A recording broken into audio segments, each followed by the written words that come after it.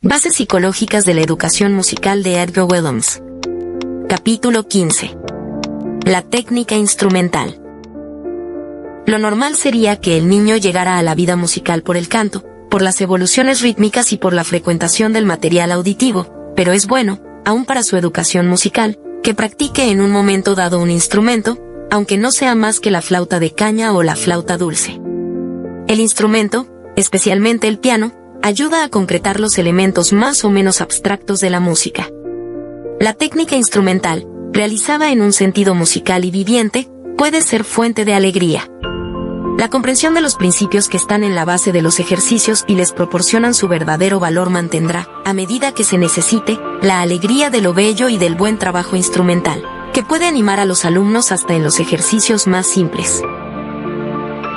El instrumento atrae naturalmente al niño y le da la posibilidad de prolongar en su casa la instrucción musical recibida en clase. Pero suele ocurrir que, por falta de medios económicos, los niños no pueden disponer de un buen instrumento corriente, como el piano o el violín. Por eso los educadores modernos preconizan la práctica de la flauta dulce o la de caña.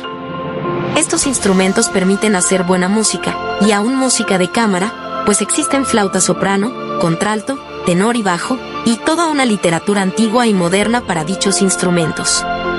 En el cantón de Zúrich, por ejemplo, particularmente bajo el impulso dinámico y artístico de Rudolf Schoch, la flauta dulce ha sido adoptada en las escuelas primarias, donde se la enseña con una base musical que favorece el despertar de las facultades creadoras. El 60% de los alumnos estudia la flauta dulce, y de esos alumnos, el 43% pasa enseguida al estudio de otro instrumento, piano, violín, etc. 1 de cada 3 alumnos de Zúrich, de 10 a 15 años de edad, toma clases individuales o en grupo. El 70,5% del total de alumnos que practican un instrumento ha sacado previamente provecho del estudio de la flauta dulce. Este es, sin lugar a dudas, un resultado notable, que no puede sino favorecer el desarrollo de la música. Hemos opuesto la educación musical a la educación instrumental, no dando a esta más que el valor relativo de un medio al servicio de la expresión musical, y no el de un fin en sí. No obstante, este medio adquiere, según el caso, una importancia considerable. Bien empleado, es un elemento de educación musical. En caso contrario, puede perjudicar a la música y a la causa que ésta debe defender en la evolución humana. Ocurre a veces que el instrumento no sirve más que para adiestramiento técnico. Ahora bien, para comprender el valor relativo de la técnica, hay que oponerla, no solo a la música, sino también al arte que ella representa y, en resumidas cuentas, al hombre, en el que el arte no es sino un modo final de expresión. Ser humano, arte, música y técnica deben formar una sola realidad viviente en la práctica musical. Muchos psicólogos modernos sostienen que debe considerarse en primer término la totalidad del fenómeno musical, los complejos vitales que éste representa, experiencia de plenitud y los complejos gestalt. Señalan el aspecto biológico y psíquico, oponiéndose así a los que, por un análisis material muy avanzado, se deslizan al terreno material, casi anatómico. No obstante, el análisis hecho con espíritu psicológico puede y debe permanecer en el terreno de la vida. Posee la gran ventaja de ofrecer ordenamientos constructivos, cuyo valor puede ser puesto a prueba por numerosas analogías. Detengámonos un instante en las oposiciones que presentan los 4 términos que hemos puesto de relieve. En su sentido más estricto, la técnica representa la parte material, mecánica, corporal, del oficio instrumental. Aún en este aspecto puede ser más o menos superficial, y en el pianista, por ejemplo, no relacionarse más que con los dedos, con su fuerza, agilidad y toque. En un sentido más amplio, comprende el movimiento de la muñeca, del brazo, del cuerpo entero. Por otra parte, la palabra técnica no debe reservarse exclusivamente al instrumento, sino extenderse a los otros aspectos de la enseñanza que conciernen al ritmo, la audición, el solfeo, la armonía, etc. Considerada en forma completa, la técnica se une con la música. Está animada por el amor a la sonoridad, y hasta el sonido, tomado en sí mismo como fenómeno musical fundamental, también lo está por la frase melódica, por la armonía y la composición.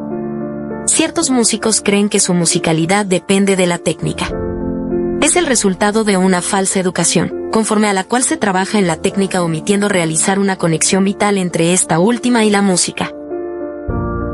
hemos visto que en la educación instrumental buen número de pedagogos modernos parten del canto, considerándolo a justo título como el elemento musical por excelencia. Y no solamente los violinistas, como Joaquín, que decía, cantar, cantar, y otra vez cantar, pidiendo así un máximo de sentido melódico al joven violinista, sino también los pianistas. La mayor parte de los métodos modernos lo atestiguan. Esta musicalidad puede descubrirse en una simple escala, en un modo, un arpegio, un adorno, en suma, en todo lo que es sonido, ritmo, forma musical, elementos estos que pueden estudiarse y a los que es posible llegar a dominar para las necesidades de la práctica musical. La música no es solamente una ciencia, también es un arte. Esto supone, de parte del músico, el sentido de las relatividades y un amor esclarecido por la belleza y el estilo, elementos que sobrepasan no solo la perfección técnica, el buen oficio musical, sino también el lenguaje corriente.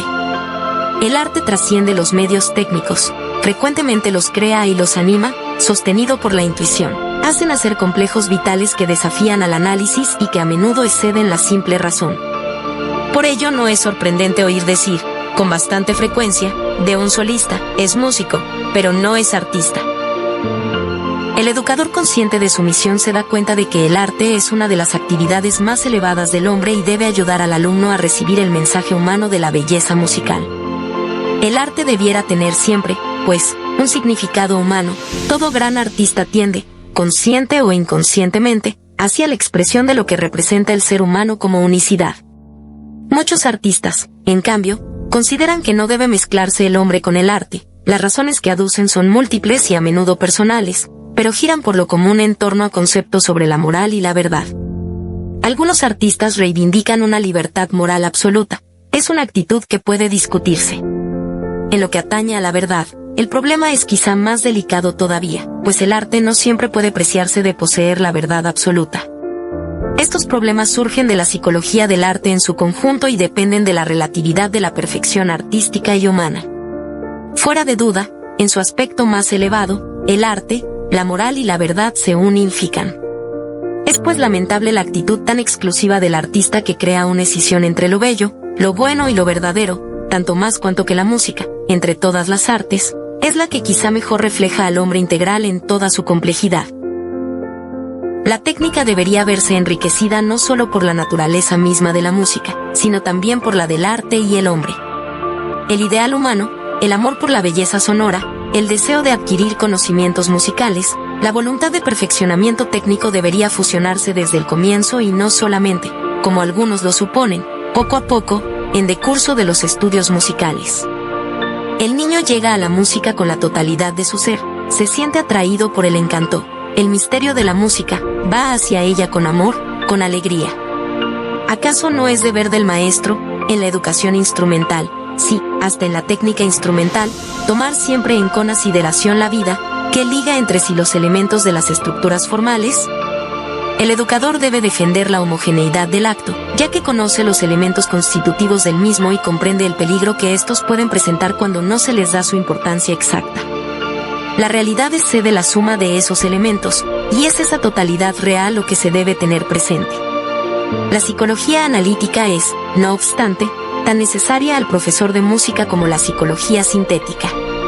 En el conjunto de la vida feliz, creadora, es el quien debe estar en condiciones de descubrir los modos infinitos de la misma y las innúmeras relatividades, que debe dosificar según el temperamento y las disposiciones de los alumnos. Es menester preservar ante todo la vida y no la perfección del detalle, pues si el artista tiende hacia lo absoluto, siempre obra en lo relativo. Por eso se concibe que haya un margen muy grande entre el hecho de poder ejecutar obras musicales y el de hacerse cargo de una educación instrumental viva de los alumnos. Ciertos principios, que todo pedagogo debería conocer, son válidos para toda técnica instrumental, así se trate del piano, del órgano, del canto, de los instrumentos de cuerdas o de viento, o de cualquier otro instrumento. Principios generales de la técnica instrumental.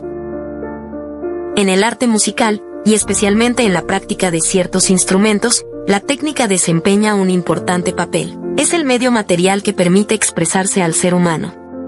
Y, en relación con la vida, a la cual debe servir, es un medio necesario, indispensable, es el intermediario inmediato entre la música y el instrumento, como la música lo es entre el arte y la técnica, y el arte entre la música y el hombre. No carece de interés, desde el punto de vista pedagógico, establecer esta jerarquía, que permite puntualizar muchas cosas. Por desgracia, los comienzos de la educación instrumental raramente pueden realizarse con normalidad, porque el profesor de música se encarga, a veces bajo la presión o el simple requerimiento de los padres, de enseñar al alumno una técnica para una musicalidad todavía inexistente. Convenimos en que la técnica puede, hasta cierto punto, llevar a la música, como esta, por otro lado, al arte, y el arte al hombre, pero encarar así el problema constituye un contrasentido. Ya lo dijo Aristóteles, el todo precede a la parte. El hombre existe antes que la técnica y que el arte. Para convencerse de ello, basta con observar a los niños. Son artistas, inconscientemente, es cierto, pero lo suficiente como para que pueda apelarse a su sentido de la belleza. Es pues indispensable, si el niño no está naturalmente dotado para la música, sentido del ritmo, buen oído, amor por la música, inteligencia, darle una preparación musical, sin la cual la técnica carece verdaderamente de sentido, lo que no puede sino desalentar al principiante. Esta preparación es accesible a todo niño y debe continuar durante la práctica del instrumento, de manera que la demanda musical pueda siempre preceder a la oferta de la técnica. Dicha preparación musical debiera apoyarse principalmente en canciones y completarse mediante un adiestramiento rítmico y auditivo, merced al material apropiado.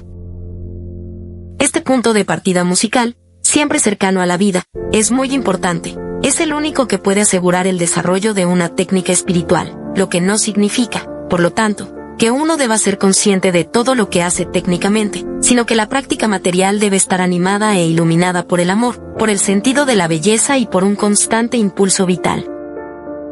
Liszt dijo que la técnica debe ser creada por el espíritu y no por la mecánica.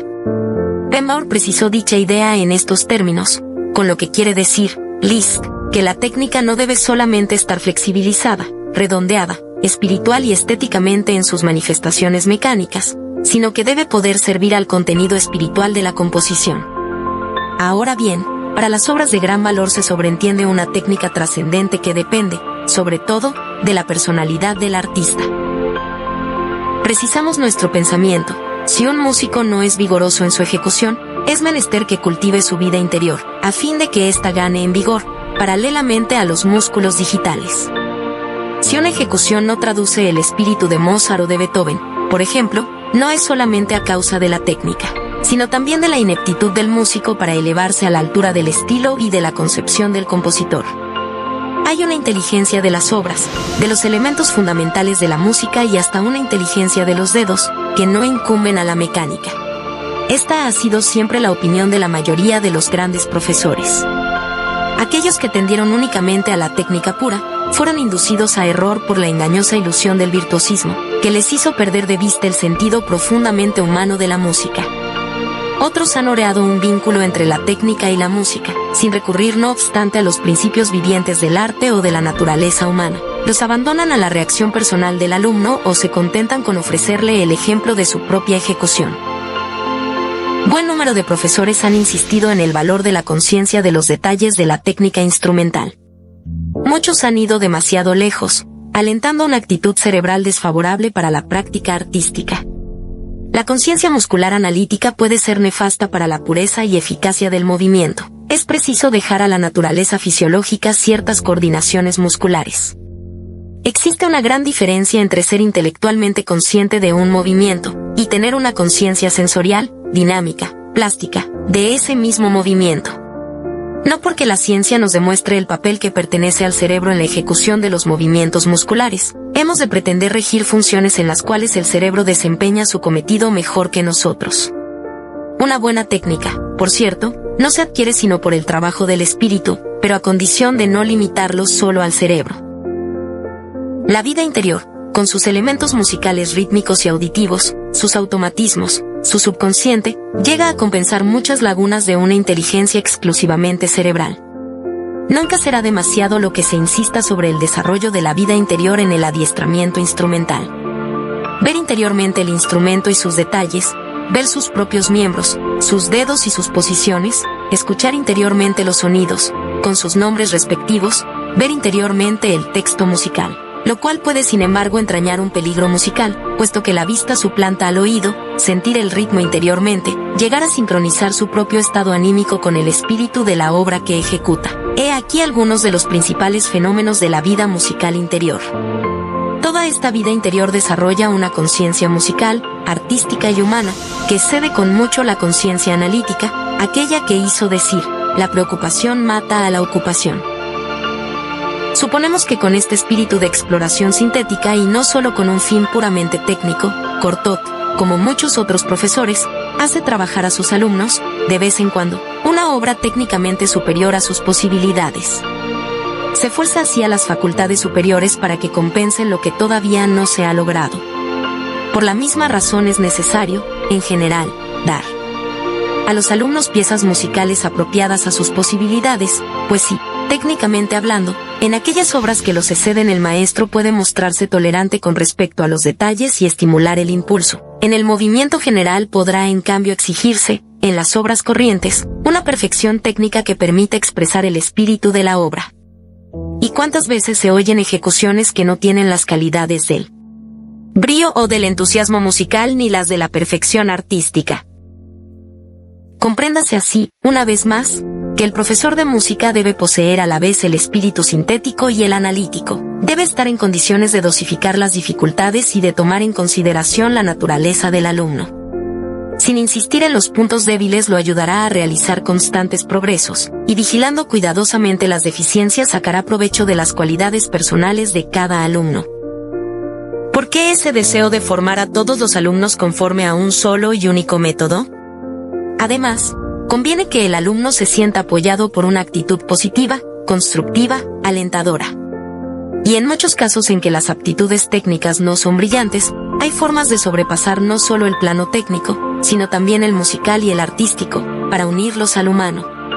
Algunos alumnos, poco dotados físicamente para un instrumento, podrían llegar a ser buenos profesores. Por otra parte, que pocos músicos son, en realidad, buenos ejecutantes solistas. Gracias a una educación psicológica, tendrán interés y placer en enseñar. Hasta un Chopin hacía de la enseñanza un apostolado. La técnica pianística. Sin lugar a dudas, el piano es el instrumento que más favorece la educación musical. Concreta los sonidos y su orden respectivo, ayuda en el estudio de los intervalos y de los acordes, de la polifonía y la armonía. También es provechoso para el estudio del ritmo, puesto que es un admirable instrumento de percusión. Y sin embargo, ¿cuántas veces el piano ha perjudicado a la cultura musical? Saint-Saëns, Lazare Levy, Marie Panthès y otros grandes pianistas han dicho que el piano es el enemigo del oído. Instrumentalmente hablando, y si se tiene presente solo el virtuosismo, la asociación vista-toque, que prescinde de la audición, da resultados apreciables, pero al mismo tiempo empobrece la vida interior porque tiende a eliminar uno de los elementos más característicos del arte musical. El piano puede también ser una traba para la educación rítmica, ya que es difícil para el principiante realizar, a la vez, ritmo, audición, lectura y el ejercicio de los dedos. Por ello se conforma, por desgracia con harta frecuencia, reemplazando el instinto con el cálculo métrico. El juego pianístico, muy cercano al del clavecín, ha conservado a menudo, equivocadamente, hasta nuestros días, los principios técnicos propios de este instrumento, poco propicio a la expresión plástica de la música. Pero, desde la segunda mitad del siglo XIX y especialmente con Liszt, una fuerte reacción se deja sentir en favor de una ampliación y un mejoramiento de la técnica pianística. En lugar de tocar únicamente con los dedos, se recurre a la muñeca, Liszt, Leschetizky, Chopin, Cortot, cuya flexibilidad permite sacar partido del peso del brazo y de la mano, haciendo posible así el toque cercano, que favorece a la sonoridad y a los matices. Esta manera de tocar ha sido preconizada, entre otros, por Liszt, Stavenhagen, Leimer, Heisekin, Debussy y Cortot. Se trata pues de tocar apoyando sobre las teclas más que golpeándolas. Muchos pianistas modernos no vacilan en predicar una amplia colaboración del antebrazo, con un movimiento giratorio de la articulación del codo, y del brazo, con un movimiento giratorio por la articulación del hombro. Y para obtener un toque flexible y vigoroso, se recurre a todo el cuerpo, ubicando el punto de partida del movimiento, ya sea en los riñones, ya en los músculos de las nalgas. Por falta de espacio damos solamente algunos detalles que muestran, sin embargo, que el cuerpo todo contribuye. En general, debe darse al movimiento una importancia muy grande, especialmente en lo que concierne al juego rítmico y al toque, elementos muy materiales. Es preciso insistir también en la homogeneidad del movimiento. Los miembros son solidarios unos con otros. Esto implica, evidentemente, la relajación corporal y tal es la razón de que muchos profesores le hayan dado tanta importancia. Citemos entre ellos a Bilstein, Dalcroze y sus numerosos discípulos, Leimer, Heisekin, Taussig y Breithaupt. Jaculak, en 1860, hablaba de dejar caer libremente el brazo. Es preciso insistir también en la homogeneidad del movimiento. Los miembros son solidarios unos con otros. Esto implica, evidentemente, la relajación corporal y tal es la razón de que muchos profesores le hayan dado tanta importancia. Citemos entre ellos a Jory Bilstein, Jack Dalcroze y sus numerosos discípulos, Leimer, Heisekin, Taussig y Breithaupt. Jaculak, en 1860, hablaba de dejar caer libremente el brazo. Entre ellos, algunos hasta han querido ver en la relajación el principio esencial del juego instrumental. Ahora bien, esta es acción. En la relajación hay un aflojamiento que es propicio al acto. Por lo tanto, la tensión y la relajación de los músculos y de los nervios alternarán constantemente. El cese de la tensión solo debe ser material. Hay una relajación mental, sobre cuya importancia no se ha dicho lo suficiente, que es esencial para obtener una relajación física correcta. Acabamos de ver, en el caso de la relajación, hasta qué punto es necesario buscar la verdad entre dos principios complementarios y a menudo opuestos. ¿Acaso no es esta la ley de todas las manifestaciones? Así acontece con casi todos los detalles de la técnica pianística. Es preciso entonces desconfiar de los métodos unilaterales. Según los casos, la mano debe moverse o estar relativamente inmóvil, el alumno debe concentrarse y estar atento y, a la vez, dejar venir las cosas. Chopin decía a sus alumnos, fácilmente, fácilmente. Ciertos profesores exigen que los alumnos sepan leer antes de saber tocar, otros parten del canto y no de la lectura. Muchos predican asiduos ejercicios, otros están resueltamente contra todo ejercicio que esté desligado de las obras pianísticas. Liszt hubiera aconsejado leer la música durante la práctica de los ejercicios digitales, mientras que la mayoría de los profesores modernos se oponen terminantemente a ello y exigen la más estricta concentración. Unos quisieran que los alumnos fuesen enteramente conscientes de todos sus movimientos, otros afirman que esta conciencia perjudica a la naturaleza. Estas pocas observaciones no agotan el tema, tan solo tienen por objeto llamar la atención, una vez más, sobre la necesidad de penetrar en la naturaleza de las manifestaciones vitales, tanto en sus detalles como en su conjunto. Las bases psicológicas pueden guiar la elección del principio a seguir, según el momento y el alumno. El arte de la educación musical, como todo arte, pone en juego la complejidad de múltiples relaciones, bajo la doble conducción de la inteligencia y la sensibilidad. El virtuosismo. A partir del siglo XVII se enriquece la música instrumental y pronto habrá de eclipsar el esplendor vocal del siglo anterior.